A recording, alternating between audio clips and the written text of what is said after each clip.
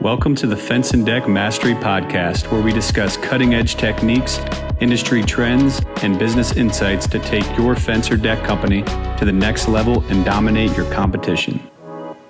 What is up, everybody? Welcome back to the Fence and Deck Mastery Podcast. I'm Alex Danner, the host and also the founder of Fence and Deck Marketers, where we do digital marketing for fencing and decking businesses.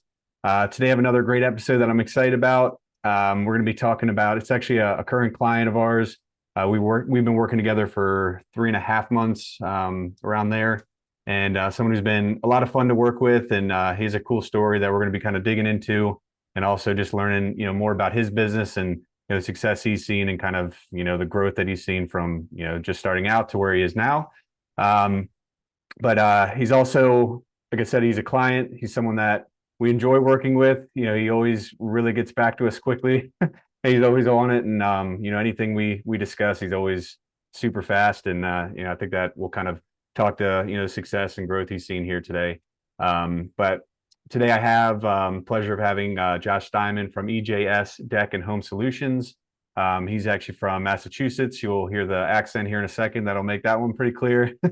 But Josh, thanks for coming on the podcast with me. How's it going, man? It's going great. Thanks for having me. I'm excited. Yep, no problem. Yeah, like I said, we've been working about 3.5 months together. Been doing SEO and ads in his website, and excited to kind of learn a little bit more. We've talked. I think there's going to be several things that we probably dove in together on the onboarding calls and things like that. But there's probably a lot of the story that I haven't heard, so I'm excited. So Josh, I guess if you could just kind of, introduce yourself a little bit and tell your story kind of leading up to, I guess when you started EJS and kind of went on your own and things, maybe like your history kind of leading up to that, I think that'd be great for everyone to hear. Yeah, absolutely. I'm Josh. I own EJS Deck and Home Solutions. And, my stepfather was a general contractor, and I worked with him probably from the time I was 18. I don't want to talk about how old I am now, but kept learning over the years, working with him, doing siding, trim, decks, pretty much anything that needed to be done in a house, windows. And as things evolved, I learned a lot. And then COVID hit. And when COVID hit, we made it maybe 6 days, and my wife found out she was pregnant. So we had one of the first COVID babies. And when we found out we were having a baby, we had to get real and make some real money. So that's when my brother and I got together and decided it's time to start a business. And that brought us to starting out what wasn't originally EJS. It was no license and no insurance and finishing basements without anybody looking. But it's grown and evolved into what it is today. Nice. I didn't realize you had so you have like, I don't know if it's a boy or a girl, but like 3.5-ish around there. Is it Yep, 3 to I have 4? 2 girls. I have a 4-year-old and a 2-year-old. So Okay. my life is a little crazy. Yeah. Yep. We had a COVID baby as well. So I definitely know what that was like. Yep. The craziness, and then you add that on top of it. Yep. Like, all right, I guess life changed for everybody, and then we just made it even more. Yeah. And I don't know about you. I did notice with when I first had my son, it sounds like he's a little bit older. He's not quite 4 yet, but it did make it easier to get more focused on business and like realizing like, oh, I got to afford not only what I do, but now a kid and all this other stuff that comes up. So did that kind of play into it and make it a little bit easier to focus, or was it just a, grind all around? I think that definitely helps me focus in on just life in general. I mean, before Yeah. that, I was just responsible for myself, and you could kind of do whatever you want. And if you have no money one week and you got money the next week, it doesn't really matter. And then you find out, holy crap, I got somebody I have to feed and house and give a good life to, and then Yeah. things get real fast. Yep. All kinds of toys and car carriers and all kinds of crazy stuff. I never realized I'd have like 1 hour arguments about who gets to sit where on the couch or who gets to play with what toy. Yeah. Everything changes. Yeah. So you have the two young ones too, and there's like a million toys and they have one that both of them want, and you're like, you just got off work. This is what always drives me crazy. You get off work and they both are fighting over the same toy after like a long day, and you're like, oh my God. Like, just get another toy. There's another one right there. I can't. That My kills me. my oldest, no matter what the youngest has, she has to have that. Yeah. So now when we go to give them something, whatever I want the oldest to have, I just give to the youngest one because I know she's just going to take it from her anyway. Yeah. Yeah. Yeah. It's like you think you can outsmart it too and just have two of them. And then it's like, no, I wanted that color one. Yep. That's the big Exactly. one. Um, all right. So yeah, I didn't so you started the business with you said it was your brother, right? That's who you Yep. We started. He's not in the business anymore, but we started it together. Yeah. okay. I was about to say I don't remember meeting him, but okay. So did you get in or maybe tell everyone a little bit about like maybe what you got started with originally with the business and like the services you do now and kind of there's been any transition. Yeah, absolutely. When we started, really our bread and butter at the beginning was finishing basements. I don't know how it happened. Just the first few jobs we got all kind of were basement finishing jobs. And one of the customers that we finished his basement for, we ended up doing all kinds of work in his house. And one of the things we ended up doing was redoing his deck. And when that happened, I was like, man, we're not inside the house, we're Yeah. outside, we get some sun, we can do our job, we don't bother anybody. The customer can be home, not home, doesn't matter. And I was like, I got to focus in on this deck thing. And as we grew, I just kept pushing the decks and pushing the decks Yeah. to get to where we're at. Gotcha. Yeah, it's I feel like everybody, every decking client well, fencing too. I mean, anybody, I guess, in outdoors always says the same thing, just hate being on top of, the client. Basically, if you're doing, I guess basement's probably a little bit better, but like when I hear kitchens or something like that, I'm like, that sounds pretty awful. You're like disrupting their entire like day-to-day life to do that. And they're probably getting annoyed. And yeah, I don't know. Have you ever done any, you said basements, right? That was the primary.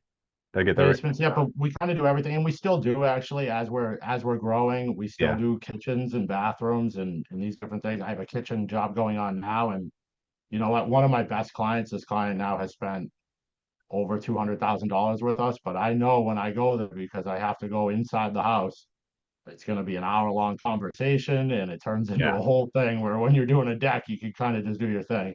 Yeah, yeah, yeah. And play some music and stuff, right? Too. Well, Yeah. kind of relax a little bit. Okay. Well, I know that we work together and built your website, so I know a lot about the services you do. What is and also we talked about the name and stuff. It was it EJS Home Improvement before, right? Back, yeah. Okay, and then now he renamed it to EGS Deck and Home Solutions or Decks. I can't remember now. Singular deck. Singular. Okay.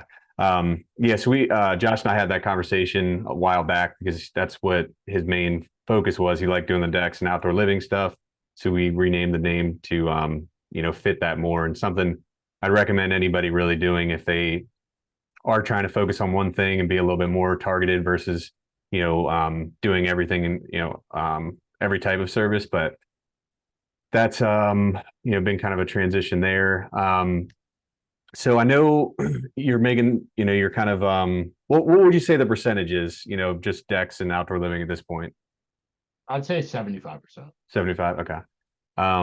And then, before the call, we were talking about, not only kind of that transition, but, you made the transition from being really involved in the crews and the day to day and working on it to now you're, separated from that and doing just sales. And I'm sure there's other things you're tied into as well. But what has that transition like been? Moving from actually swinging the hammer to actually being more on like the admin side. Maybe you can talk about like that journey and kind of how you went there, when you decided you need to, really anything about it would be great to hear.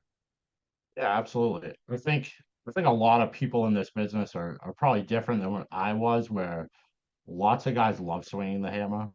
And I'll just be honest, I don't love swinging the hammer. It's not my favorite thing to do. Um, I had to do it, and I did it to pay the bills. But my goal always was to grow and try to move on from that. And one of the things I realized that the only way to get there was to focus on the people. I've heard the saying, I'm sure everybody's heard a bunch of times, it's who, not how. And it really came down to the who and who was in the right positions. And it took me a few years to find the right people that could be in those positions where I could step back and really try to grow things. But I knew as long as I was on the job site, there was no way I could really get to the next level of where I wanted to get to. And like I said, it took me a long time. I went through a lot of different guys, and finally, I essentially cleaned house and got rid of everybody that I had and Oh, started wow. fresh. Yeah, I mean, I didn't do it all in one day, but within a month, I changed out the whole crew. Uh, got a new foreman, brought in new guys because the culture that I had before I did that was not a culture that could grow, and I just needed a whole new feel for the business. And Wow. yeah, Okay. it was a crazy thing to do, but I knew I needed to do it. I knew I needed to do it for a long time because when I first tried to step back from the job site, I would attempt to not be there, and then 2 hours into the day, I'd get a phone call. We need you here to look at this or to Yeah. fix something. And it wasn't. I was one step forward, two steps back. And then when Yeah. I finally found a good foreman, it changed everything for me.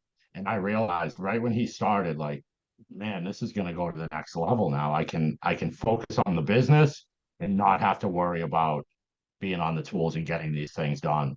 And since then, it's Yeah. just continued.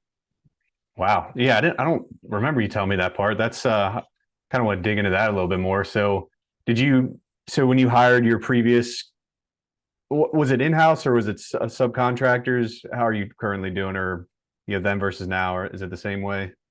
Yeah, so all of it, 90% of our jobs are in-house. I Okay. do sub out my roofing work and my fence work, but Yeah. everything else is all in-house guys. And Okay. it started when my brother and I started, it was just the two of us. And then we decided we need to make a hire. And at that time, we were very young in the business and we brought in somebody that we knew to hire and probably wasn't the best hire. And then we needed another guy and we brought in another guy we knew. So it was just like this crew of friends that had no work Yeah. ethic. Yeah. And it didn't work. There was no accountability and nobody seemed to care the way that I did, including my brother, to be honest with you. Yeah. Yeah, that's tough. I've listened to people that said don't do that, and I haven't, even though I've like been so tempted to. And it's just, I feel like it's too hard to bring in like a friend. It's especially if it's like a really close friend, unless they were just perfect and you think they would fit in perfectly because they're probably just they knew you when you weren't their boss, so it's like they're probably joking around too much and don't take it as seriously, and or maybe they're jealous because you're doing really well and they don't care as much. I don't know, but that always kind of I guess that would make me wonder if something like that could happen if you hired a friend. They just, you know, I feel like if you hire someone that comes in and they're interested in this job and you vet them well enough where they're like, this is actually what they want to do, not like someone you just brought in because you knew them and you needed somebody. Like it just seems like it always will work out better. I don't know if that's kind of was your fear or what happened to you or what. Yeah, absolutely. And it was like it's easier to call in sick to your friend than it is to Yeah, your yeah, boss, right? Like, so when you're running a crew of just a couple guys and the guys are missing days and they're not caring and they're playing around, or I'd show up and everybody's on their phone. And it's just a different feeling when it's those friends to versus, like you said, somebody that seeked out your job. They looked yeah. for your job, they applied it, they went or applied for it, went through the interview process and did all those things and showed that responsibility and that they actually wanted that position. Yeah, yeah, yeah. So how many how many have you built it up to in-house now? How many in-house people? So I've got six in-house guys right now. We run two crews, and so really it's two crews of two carpenters, and then I have a floating laborer and I have a floating carpenter. So depending what job we're on, if I need three carpenters on one job, then he'll go to that one, or if the other guys are on a job that need an extra hand, he'll go over to that one. Gotcha. Okay. So they all well, you said you sub things out. So well the fencing and so it's just the sorry, I forget what you said, the fencing and And the roofing. roofs. So okay. So the in-house crew does everything else, Yeah. basically. Okay. Okay. And they're all, just as versed in outdoor living as they are in interior stuff. They both are, but you know what? It adds, and having the second crew is fairly new in the past 3 months or so, I'd say. But Hmm. what I've noticed is I now have one crew that I know if I'm going to do a bathroom or a kitchen, I want them to do it. Yeah. And Yeah. the decks, both crews are very well versed in that. So either one can do the decks, but for certain projects now, I'm starting to see, hey, this team will do a much better job at this one, and this team will do a much better job at that Yeah. one. Yeah. And if you were still in the day to day, this is how I see it too. Like when you're too focused on the day to day or the work, it's impossible to like take that step back and like evaluate all those things because you're too tired from doing it all, to sit back and be like, okay, these guys are doing better work here. They're doing better work there. Unless I'm wrong. I mean, I'm just curious. Is the clarity came once you're able to kind of, have that, what do they call it, 100-foot view or whatever? Yeah, absolutely. Because when I was on the job site, you're on the job site all day. Then you're trying to do estimates.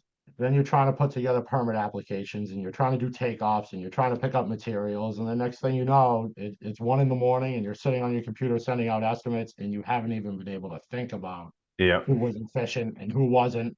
And then the next day, it's just back to the same thing. And if you're not on top of it, you're going to run out of work. So you don't even have time to take that 100 Yeah. foot view and look down. Yeah.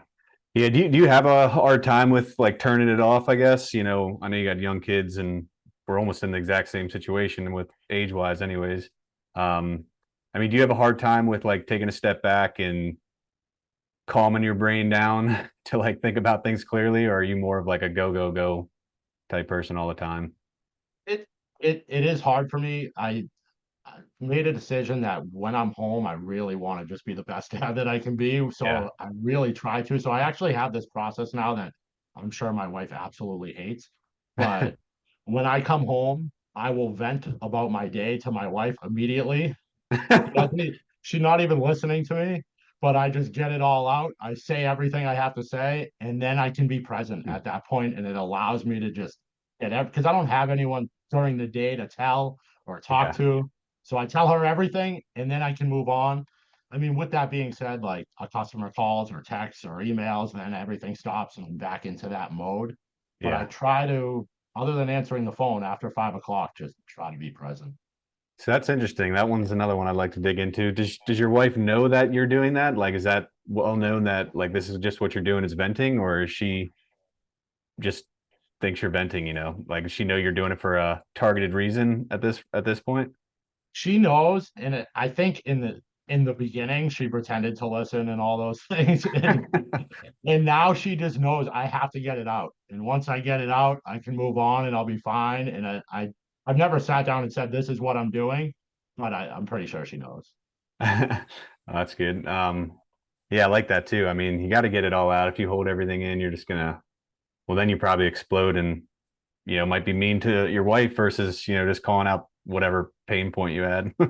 So, Exactly. And it's yeah. not always venting. Sometimes it's just like the story of my day, or whatever it was. But I've got to just get it out, and then I can move on with my day. Yeah, I like that. I'm gonna be thinking about that one. I'm probably gonna give her a fair warning before, but I was um, gonna say, don't tell her I told you. yeah.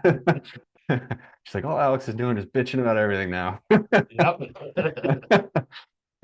Okay, no, that's a good one. Yeah, it is tough, and I find I actually have problems with that too. Like with the kids too, it's like it is hard for me to be like fun, like playing with kids stuff from being like so serious about things all during the day. So I always have a hard time. I try to like transition quickly, but that's something I can struggle with where, it's I don't know. I'd love to see what you think, but I kind of get off and I get off work and, go immediately into like playing and my son's like, let's play, let's play, let's play. And I do it. And if we're playing like sports or something, it's much easier. But if it's like, coloring or something like that, it's like, oh God. Oh Yeah, man. you don't have a 4-year-old girl that wants to play Barbie every day, too. Yeah. Yeah. Oh, luckily my daughter hasn't yet. She's 2. She hasn't been doing that too much. Yes. So you definitely would understand. Yep, 100%. Yeah. All right. So anything else like I guess as you've grown, the things that you've noticed that aside from like having a fire and realize you need the right culture, but as you've gone from just yourself and your brother to growing to 2 in-house crews and then your subs, anything else that's kind of stuck out as like a growing pain that really you maybe struggled with, or, you learned something from, anything like that? Yeah, I think, and I don't know if it answers exactly, but the one of the latest positions that I've hired for, where I said earlier, like I'm kind of floating laborer. I mean, really, he's a floating laborer, but really what he's become is like my person to run around and get materials, because I was finding that my days, I was losing so many hours to running here to pick something up and dropping it off over there. And that was a big growing pain for me. We also work out of tool trailers, so I was the only guy that could move the trailer from one job to another or pick up large material. And now adding that position, buying a new truck for him to be able to take care of all these things, I look back now and I'm like, man, I should have done this so long ago.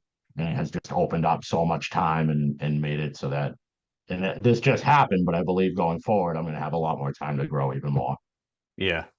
Yeah. Is it so they couldn't drive the trailers, they just didn't know how to, and that's why you had to do it, like the crews? Well, it's not that they didn't know how to, but my guys, they go Wanted to the to. job site every morning. So they're all in their own vehicles. Oh, And, right. so my trailer's not on their insurance. Yeah, So yeah. it just was one of those things where I had the tool trailers, but I didn't have any company trucks on the road other than mine. Yeah. And now having somebody that can do all those things makes a big difference. And I don't mind sending a guy to the store to pick up something here and there, but if I got to send them an hour away to pick up a bunch of deck boards, then they probably should be in my truck. Yeah, yeah, yeah. I gotcha. So, did you consciously think about like the tasks that you were doing that was just really killing your time, like all the ones you just mentioned, and you were like, how do I fix that? Like, is it, I don't know if you've ever read or heard about like Buy Back Your Time, the book. Have you read that or heard about that one? Yeah, but I've listened to the audio.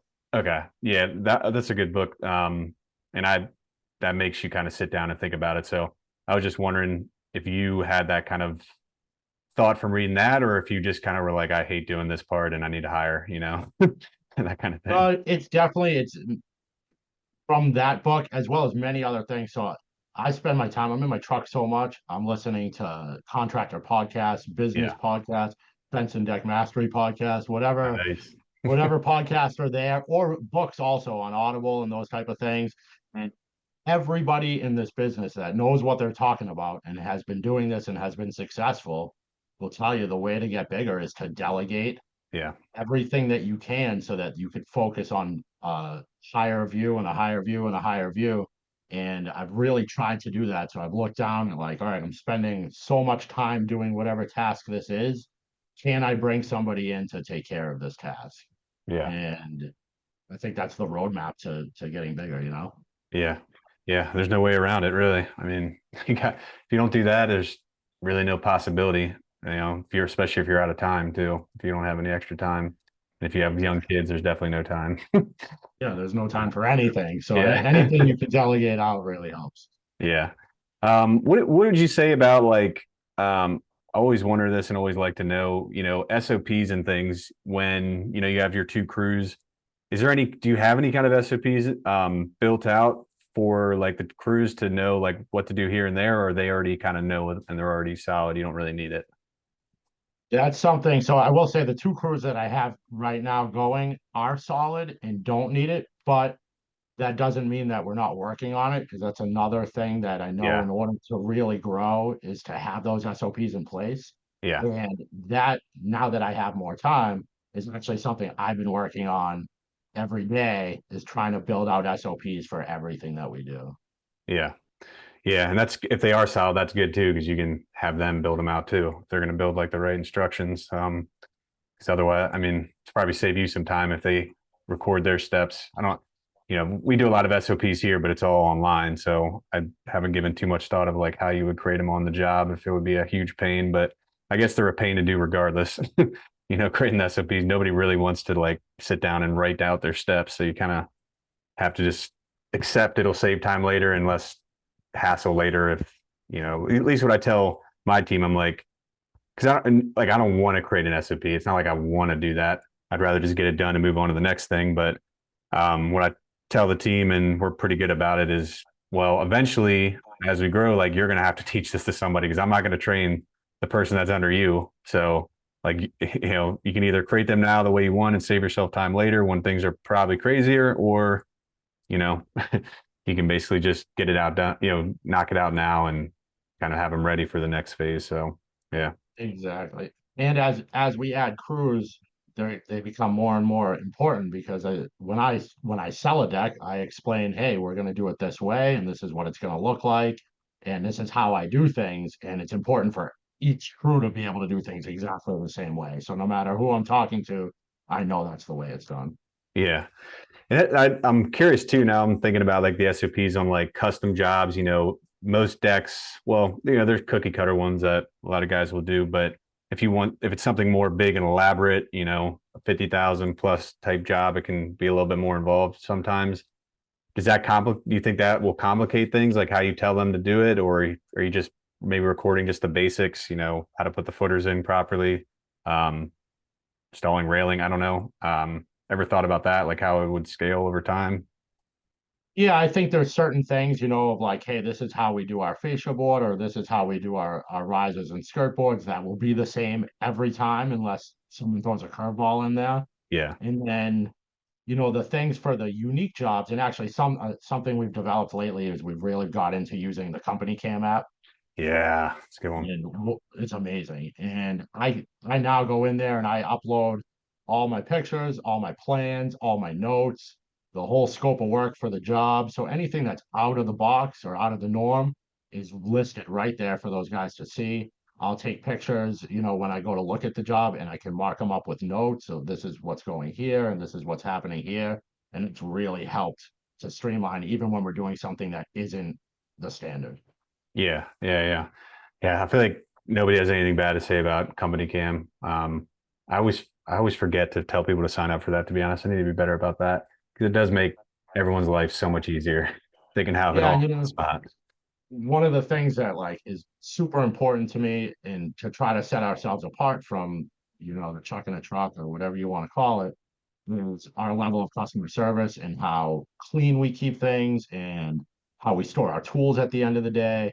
And with Company Cam, I can put an end of the day checklist that the guys go right through. They have to take pictures to get through the checklist. And I can, from my office or from my house or playing Barbie or whatever I'm doing, I can look down and see that the tools are all stored nice and the area's cleaned up and how much work was done for the day. And it's all just laid out right in there. And it's amazing. Yeah, that's cool. Yeah, I didn't think about that too. Yeah, just the peace of mind knowing everything's done, having that documentation too. Yeah. Yeah, or even, sometimes I'm busy and I want to see how far did the guys get for the day. And one of the things that they do in that checklist is end of the day pictures. So Yeah. I can just open up the app and I can see exactly what they did that day and how far they made it. Yeah.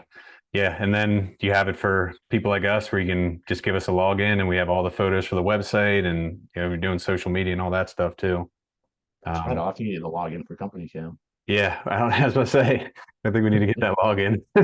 Yeah, and Um, not to harp on it, but we went from like, on a job, maybe we would get the before pictures, we'd get the after pictures, and we would try to get those in progress pictures, but you get caught up and you're doing yeah. things. And now I went from maybe having 20 or 30 photos of a job to we just finished a deck yesterday that I have 250 pictures for. Yeah. Yeah. It's a big difference. Yeah. Yeah. That's good.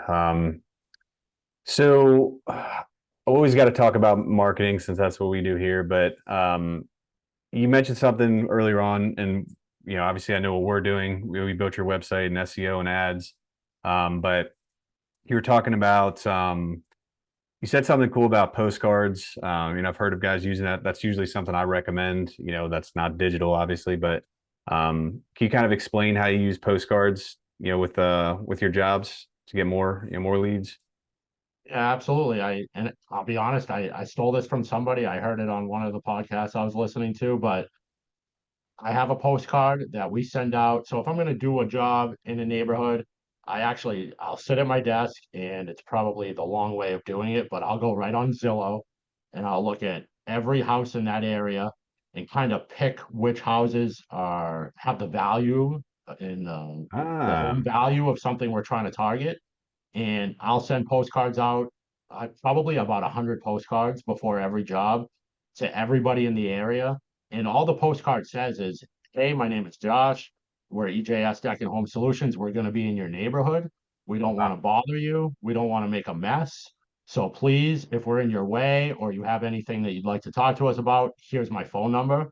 And of course, it has a nice picture on it and a QR code to our website. And I'll be honest, I've gotten more responses from that than I ever expected. Every time I send Huh. out 100, I'm getting, I'd say 3 to 6 phone calls every time I send them out. Wow. That's great. I mean, yeah, you probably, I like the messaging too. You're like, hey, we don't want to mess up your house and this and that. And, it doesn't come across as like, hey, just buy a deck from me. We're doing one. We might as well do yours. So I like that messaging there. And then, okay, so you're going to Zillow. So you're manually doing it. You're like creating like a spreadsheet of all the addresses of the houses you want and then sending it manually, or how does that work? Yeah, right now, I mean, as we're growing, I'm still doing this. So I don't even do the spreadsheet. I sit down at my desk with all the postcards and I go on Zillow. And I just go on Zillow because, if we're doing a house that is a $900,000 house and then there's a neighborhood of $300,000 houses there, I'll probably not waste my postcards on those homes. Yeah. Um, and I sit down at my desk and I handwrite the addresses and have a stamp with my signature and I stamp them all and then I go drop them off at the post office and Oh, send them out wow. that way. So is it handwritten inside or just on the letter? Handwritten, just the address. I order them from Vistaprint, so Okay. the actual letter is all already written out, and then I just have to add their name and address. I write address it to our neighbor, and I put their address and sign my name. Nice. Okay. Yeah, that's cool. That's definitely something you could delegate down the road to be pretty easy as well. I mean, if that's just looking up the addresses and things. That's a good idea. Huh. So you just learned that off a podcast, basically. You said, I think. Yeah, honestly, I forget which one it was, but yeah, somebody said they were doing something very similar, and I was like, man, that's a great idea because you get that postcard, and one, it doesn't feel like you're being sold on something. Yeah. And then Yep. two, you're like, hey, you know what? If I hire a contractor, I want a contractor that's going to care about my neighbors too, because I have to see my neighbors all the time and Yeah. I don't want to piss them off. So I want the guy that's going to do the same thing when he comes to do my project. Yeah. That's a great idea. I like that a lot. Just Um, don't tell anybody in Massachusetts. if they listen to this, you might be in trouble. No, but you guys do good branding. I was just looking at the hat too. It's a good looking hat. I'll have to, if we go to Deck Expo or something, I might have to give you a 20 or something to get one. Whatever. Absolutely. I got some extras. Yeah, that's a tip. You know what? Order your hats right from Carhartt. They do a Really, great from job. Carhartt? Yeah, straight from Carhartt. It's Huh. cheaper than ordering the same hat from somebody else, and they do the Really? embroidery right there. Yeah, it's great. I didn't even know they made hats or custom. Well, I guess I figured they did, but um, wow. Yeah, I would have expected them to be. What are they per hat? I mean, probably depends on volume and stuff, but Yeah, I think it was about around $20. okay. And I know there's some hats you can get cheaper, but I found guys don't wear them when they're Yeah. the cheaper hats. And I did have a hat actually like yours with the leather badge on Yeah. it, but Mhm. when you're out sweating doing Yeah. decks, that leather gets messed up real quick. Yeah. Oh, I hate that. It's like one day you forget to take it off and then you got a big sweat stain on there. They got to wash out and it becomes your like landscaping hat or your work hat, whatever. Yep, absolutely. Um, okay. And last thing, so a really common thing we hear when we talk to different deck or fence companies, they talk about they're coming to us to ask us about SEO or whatever we do. Most of the time, there's some kind of reference to Angi when Home Advisor, Angie's List, now all Angi. Um, any thoughts on that? Because I know we were talking earlier. You used to use it pretty heavily. Now it's not so much. Maybe you could talk about that and how all that's been going. Yeah, and man, I hate Angie's. I'm not gonna lie, but I will say that in the beginning of starting this business, Angie's really got us going. If Yeah, you're just starting out and you've got no brand and you've got nothing, it's a great way to get going. And without that in the beginning, I don't know that we'd be where we're at today. yeah. But, and I think I probably said this to you when I first called for our onboarding call, but I used to go to bed at night dreaming of canceling my Angie's account. And that's not an exaggeration. I'd be laying in bed like, man, one day I'm not going to have to give them my money anymore. uh, That's pretty funny. and with the law that's changed lately too, I'm sure you know, but the FCC law has changed now where they can no longer just send a lead out to 5 guys without telling the consumer first that they're going to do that. Oh, really? So No, I haven't heard about yeah, that. Huh. so what's happened here, one is, Angie's always, you talk to anybody, they're going to tell you they've gotten fake leads, Yeah. they've gotten terrible leads, and they used to have a decent credit process if you got a bad lead, and it's progressively gotten worse. And now with this new FCC rule, I mean, I don't know for sure, but I 100% believe that I've had completely fake leads come through Angie's. Um, but what's happened now is, we signed up with you, and before I signed up with you, I had signed up with another marketing company, and we didn't really see the results from it that I was hoping to see. So I still was on Angie's at that point. Hmm. And now that our SEO, and it's only been 3.5 months, but as it's taken off, I've been able to almost completely turn off my Angie's leads. Love I that. do have them on, very, very targeted, where I used to have them for everybody in my area for lots of different job types. Now I'm lucky enough that we have a very wealthy area near us here. So now I have them on for a couple of zip codes that are very wealthy, and that's it. And being Yeah. able to scale back from that. I mean, man, they used to take $500, $600 a week coming out of my account, and I'm like, for what? I got no good leads out of this. Yeah. Half of them don't even answer the phone, Yeah. and scaling back from that it's made such a difference, and it just makes me feel better. And now we're getting these organic leads, and we're paying $150. I mean, they're deck leads now. Some of them are well over $200. Yeah. Yeah. And you, I mean, you made a good point. Like in the beginning, I would even say find something like Angie's List or Thumbtack or whatever. I mean, everyone eventually will hate them, or not, some people figure it out. I guess some people do. But the biggest problem is you're just not doing anything for your company or your brand. It's like you're literally just a commodity. So, you know, they just look at you as everybody else that they are talking to, and there's no way to kind of differentiate yourself. But what we've been, we're still pretty early on. The website wasn't launched that long ago. But like as you kind of build that consistent brand, like your hat, your shirt, it all matches the website. It all looks really good, the black and white. You have reviews and things. So like people start to remember that name. But if you ran Angie's List forever, nobody's ever going to remember your name. Like you're never going to have any brand value. And then also, if you want to sell it one day, there's no brand value. Like anybody can go in and do Angie's List leads with nothing. So, there's a big piece of it there too, where it's actually creating a sellable asset versus just, direct marketing forever kind of thing with like no brand visibility. So, you know, that's sometimes hard to break, I guess, but because it does take time with things like SEO, it has to build up. But if you do it right, the way we've kind of talked about with being strategic with your location and things like that, it's a lot of different results than just kind of having a website and doing SEO. So excited to see Yeah, what it comes absolutely. to, where it goes. And, you know, I think it's only been, like 2 months or whatever, not even maybe for the website. So yeah, it'll be exciting to see what happens after that. Yeah, I'm real pumped to see, and I already see the results. We're moving up and on the results page, on the map pack, Yep. on everything now. I mean, no matter where I am driving, I'll pull over in incognito mode real quick to a Google, and it's coming up all over the area, which makes such a big difference. Heck yeah, man. Love hearing that. Um, but I think that's kind of it, man. I mean, is there anything else you'd want to add before we kind of close out here? Just, I think the biggest thing that I said earlier for anybody trying to grow is really focus in on that who, not how, and don't be afraid to hire. That's one of the things I think a lot of guys that I talk to and I'm trying to grow have a hard time with. They say, I want to delegate this out, or I want to hire this guy, and then where are those dollars coming from, and where is that money coming from? And obviously it's something to think about, but if you make the strategic hires and get the right people, the money will be there. It's Yeah. there, and it will come in, and you just can't be scared to pull that trigger. And that's really what can help get you to the next place. It's about the right people in the right places. Yeah.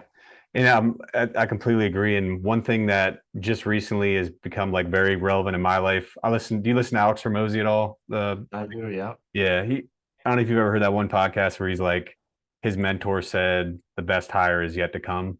The best person is yet to come. And, always hiring better because, you hire someone that's double the price, but they're 10 times the output. When you're first starting out, you kind of are like, oh, I can't, got to hire for cheaper or something like that. And, what we've seen is like, if you have good people and kind of invest in them, they end up, being part of the team and invested in it and giving much, better results versus just kind of half-assing it, I guess. So that's been kind of eye-opening for me with, recently with hiring. We've been doing quite a bit of it. We're over 20 people now, and I can't even remember the full number because we've hired and I haven't met them yet because they're part of a different department and all kinds of stuff. So it's been kind of wild there, but glad to hear things are going well on your end. And just one more thing, if I could throw it in there too, is Sure. don't be afraid to hire somebody that knows more than you. That was Yeah. it was a big thing for me was, the imposter syndrome, which still comes back sometimes. And I feel that coming at me. Oh And yeah. I had this thing where like, if that guy's going to do a better job building this deck than I would do, I don't necessarily want to have him around. And then I realized one day, he can't take my job. Yeah. My job is my job. And now I've realized hire people that know as much as possible, regardless of what you know or what you can do. Yeah. It's okay to hire people that know more than you. Yeah. Yeah, that can be a little ego hit when you first do that. You're like, oh man, you think you're so good at one thing, and then someone comes in, and you're like, dang, he's teaching me stuff at this point. Yep, exactly. And it used to like put this fear into me. I don't even know what it was that I was feeling, but now I realize the best thing I can do is hire somebody that knows double what I know would be ideal. Yeah, yeah, yeah. It's so funny. Last little tidbit here. We just hired a really, really good SEO person, and it's very rare where like all the boxes are completely checked and like then some, and that's literally what happened here. And he came on like 2 weeks ago, and there's always been this one piece to like our whole strategy that's always been. I was always wish somebody would have created this type of software, and I didn't think it existed. And then he came in and did like an audit, basically the same kind of process I do for clients all the time, like with locations and things. And he shows me this report, and it's literally the tool that I've been searching for that I thought didn't exist. He literally brought it up in the video he sent me, and I was like, "You've got to be kidding!" And even worse, it's incorporated in the software we already pay for, and I had no idea. So like we had it this whole time, and I didn't even know you could do it. So it was so refreshing to see something like that where it just kind of came in and he already knew and solved such a huge problem, pretty big problem, right off the bat. Yeah, and he probably didn't even know that you had that problem. It was just normal Yeah. for him to do that route, and he didn't even know you needed that. Yeah. Yeah. He didn't. He was like, oh, that's cool. I was like, you have no idea. That is very, very cool. That's So, awesome. yeah, no, Josh, I appreciate you coming on the podcast. This has been a lot of fun. Kind of talking back and forth and being open with, all your information. And I know that people that are going to listen to this, definitely going to get a lot out of it. A lot of, really key things that you shared that, had me taken back and got me thinking as well. So appreciate you coming on here. Going forward with the Fence and Deck Mastery podcast, we're just going to keep churning out, weekly podcasts. That's kind of what we're going for. And I know we're kind of in the peak season for most areas. Now that we're in May, or that's when we're recording it. If you have any questions, if things are a little bit slower than you'd like on your marketing, feel free to reach out to us. You can just go to our website, deckfencemarketers.com. And we're going to be doing more webinars. We did one last month. If you're ever curious about, reach out. We'll be putting it on the website eventually too. And of course, social media, we have a lot of stuff going on there too. If you want to follow us on Facebook, Instagram, TikTok, LinkedIn as well. So that's it, Josh. Appreciate you coming on the call. This has been fun. Yeah, we'll be talking soon. Yeah, thanks for having me. Yep.